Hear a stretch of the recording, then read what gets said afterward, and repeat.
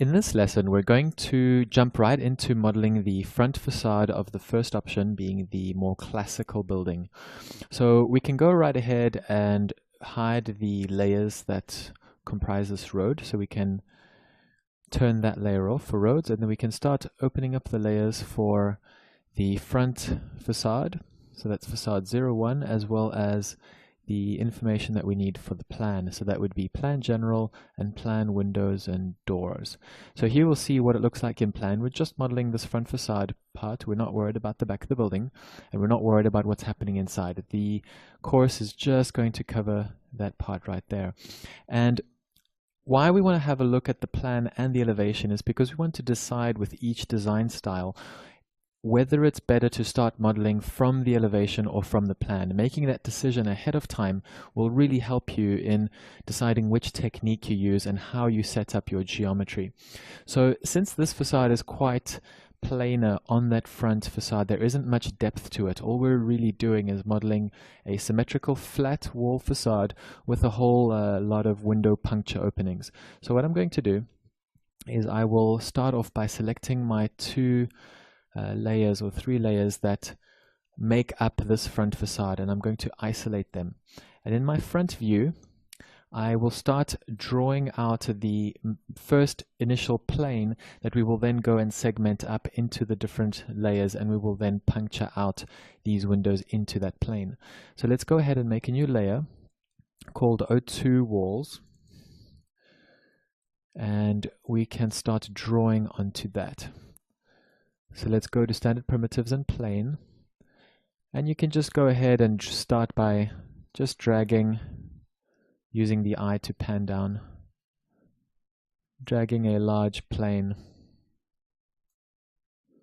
all the way to the bottom. So we've basically covered the front facade. So if I turn that on and off, so we have one huge plane for the whole facade.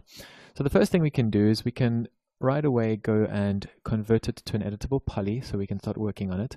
And what I would like us to have a look at is, first of all, this facade happens to be symmetrical, which is a real bonus because we only need to really work on one half and then instance everything to the other side. So that's going to really help us speed things up. The next thing we can look at is how the typical floor, or at least where the typical floor is located. For example, the top floor is slightly higher because of the roof depth that there is behind this wall. So every floor from the level 2 all the way up to level 12, actually these are not correctly labeled, but let's ignore that. We're just looking at the numbers here. That's the important part.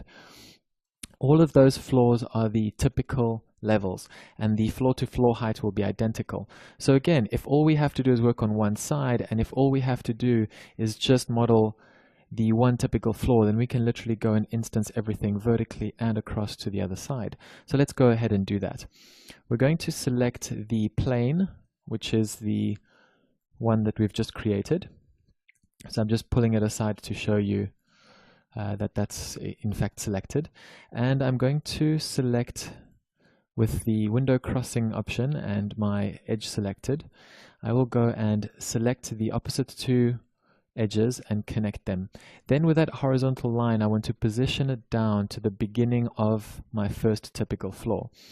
And that happens to be at 10 meters. So in the distance, or at least in the Z coordinate here, we can type in 10, and that will come down to 10. I know that the floor heights are 4 meters apart, and the next one will be at 14, which is that number there. So we do the same thing. We connect, and then we type in 14.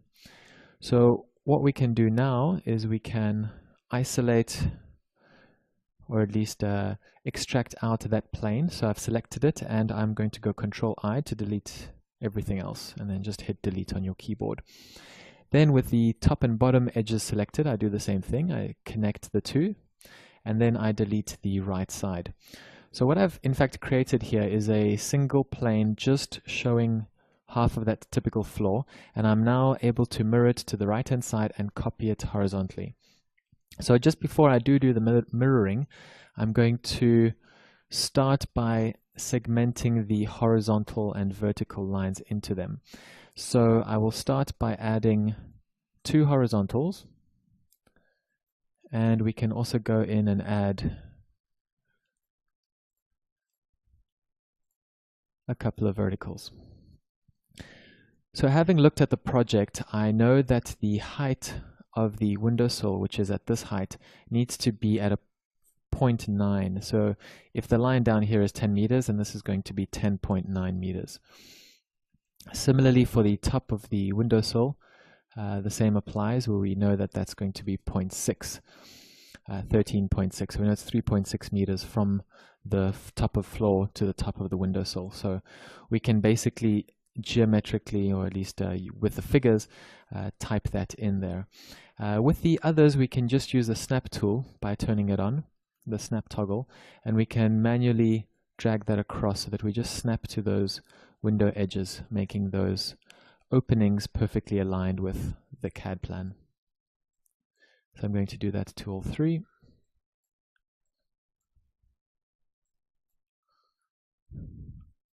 And once that is done, that is pretty much your facade. You will then later go and puncture out these windows here. We're going to leave them alone for now.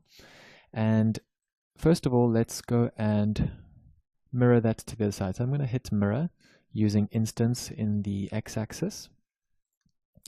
And then using my horizontal grid, I can use that to snap onto. So with those two selected, and with my snaps toggle selected, and now I can hit the lock key, and I can just go and move that vertically up into space. I just need to make sure that the snaps are working. There we go.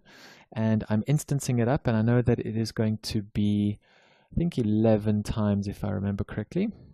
And then the top one, what we want is we need to stretch up the roof by an extra meter. Now, if we do that to the instance, all of them will obviously adjust as well. So we need to make those two unique, and we want to basically hit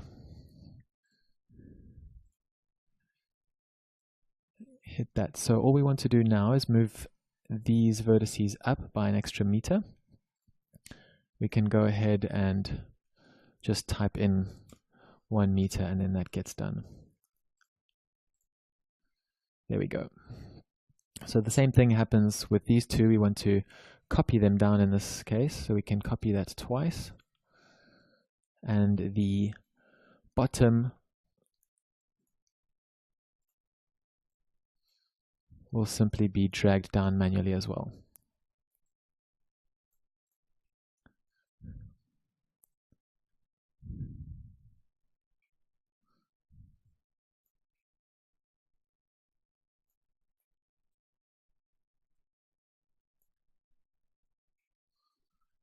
All right, so we're getting there.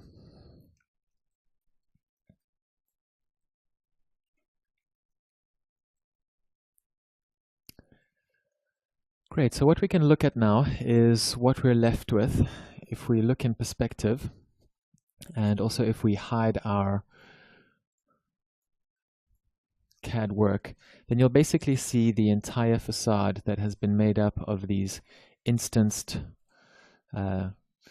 squares and rectangles that have all been segmented up. So we can basically use this as our base geometry that all of the facade work can then happen on. And having this done correctly and having it done exactly according to the CAD plan really helps, because anything you do to one part will update, and you know that it will mirror, and it will basically all fall into place once the original base geometry is in place. So what we've done, just to recap, if I exit out, is we've decided whether it's better to model off the plan or the elevation. We've gone with the elevation because it's a flat facade, and we've gone and created the base geometry using the CAD lines to set up and set out our different horizontal and vertical lines. So that is it for this lesson, and in the next one we'll go ahead and add more detail and start to modify this geometry that we've just made up.